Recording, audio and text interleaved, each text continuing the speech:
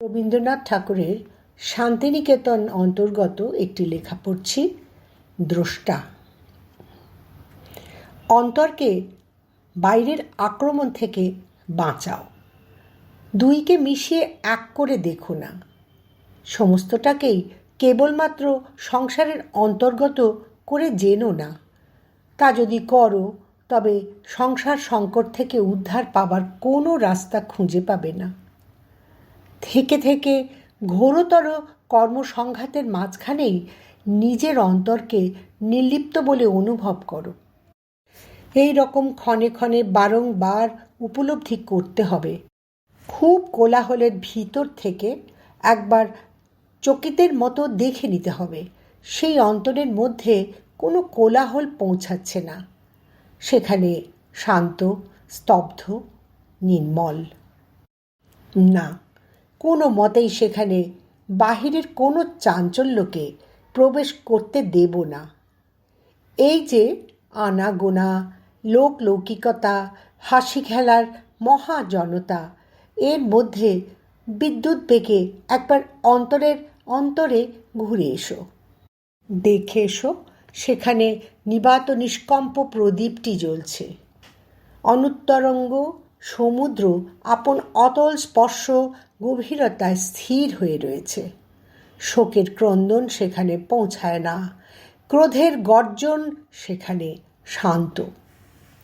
এই বিশ্ব সংসারে এমন কিছুই নেই, একটি কণাও নেই যার মধ্যে পরমাত্মা ওতপ্রোত হয়ে না রয়েছেন। কিন্তু তবু তিনি দ্রষ্টা, কিছুর দ্বারা তিনি অধিকৃত নন। এই জগৎ তাঁরই বটে, তিনি এর সর্বত্রই আছেন বটে, কিন্তু তবু তিনি এর অতীত হয়ে আছেন। আমাদেরও অন্তরাত্মাকে সেই রকম করেই জানবে। সংসার তাঁর, শরীর তাঁর, বুদ্ধি তাঁর, হৃদয় তাঁর। এই সংসারে শরীরে, বুদ্ধিতে, হৃদয়ে তিনি পরিব্যাপ্ত হয়েই আছেন। কিন্তু তবু আমাদের অন্তরাত্মা এই সংসার, শরীর, বুদ্ধি ও হৃদয়ের অতীত। তিনি দ্রষ্টা। এই যে আমি সংসারে জন্মলাভ করে বিশেষ নাম ধরে নানা সুখ দুঃখ ভোগ করছে, এই তার বহিরাংশকে তিনি সাক্ষীরূপেই দেখে যাচ্ছেন। আমরা যখন আত্মবিৎ হই, এই অন্তরাত্মাকে যখন সম্পূর্ণ উপলব্ধি করি, তখন আমরা নিজের নিত্য স্বরূপকে নিশ্চয় জেনে সমস্ত সুখ দুঃখের মধ্যে থেকেও সুখ দুঃখের অতীত হয়ে যাই।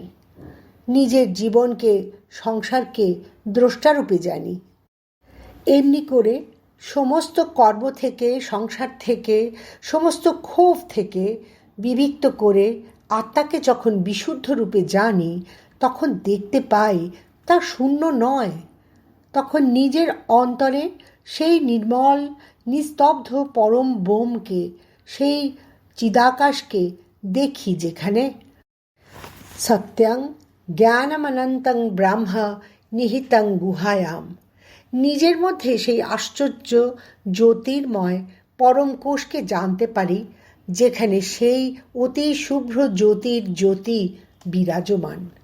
এই জন্যই উপনিষদ বারংবার বলেছেন, অন্তরাত্মাকে জানো, তাহলেই অমৃতকে জানবে, তাহলেই পরমকে জানবে।